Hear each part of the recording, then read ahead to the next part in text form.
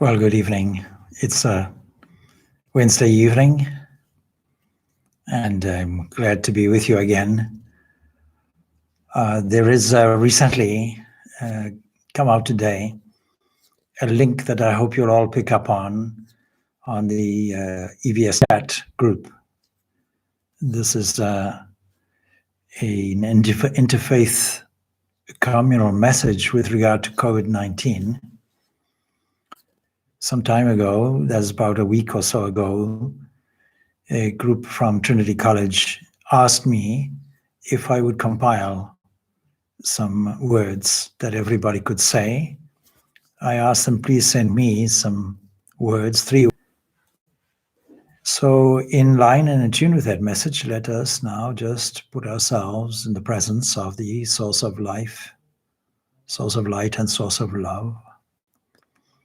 And we are here to make a reflection on today's thought that can carry us through to a meditation until 8 o'clock.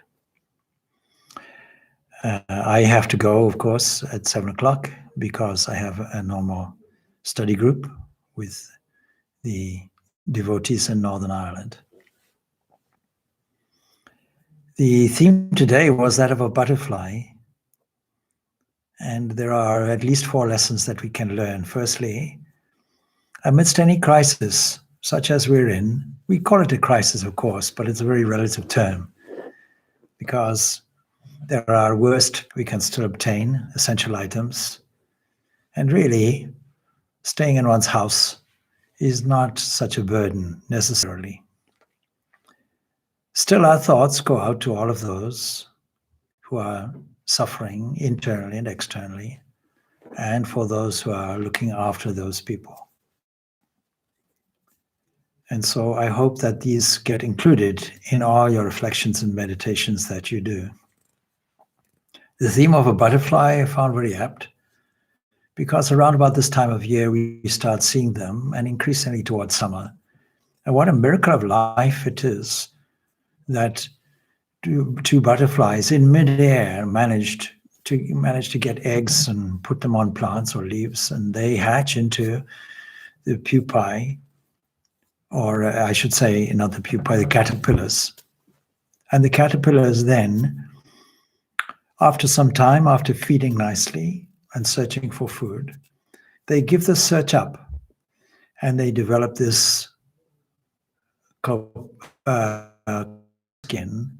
And after some time, this miracle of the butterfly emerges. And the emergence of the butterfly has often been used in spiritual circles to signify some kind of rebirth, some kind of reincarnation.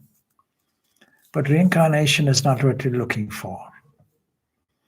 Reincarnation is happening all the time. All your cells are being reborn. 7 years ago, not one cell was the same as you have now. You have a complete rebirth of the physical. And we have a rebirth of old ideas, things surfacing up from memory.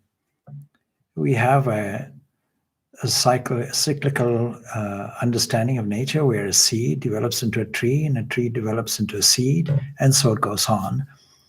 This was noticed long ago, that there's a cyclical aspect to the whole of life. And birth, life, and death is a cycle that we should be more acutely aware of in the so-called crisis.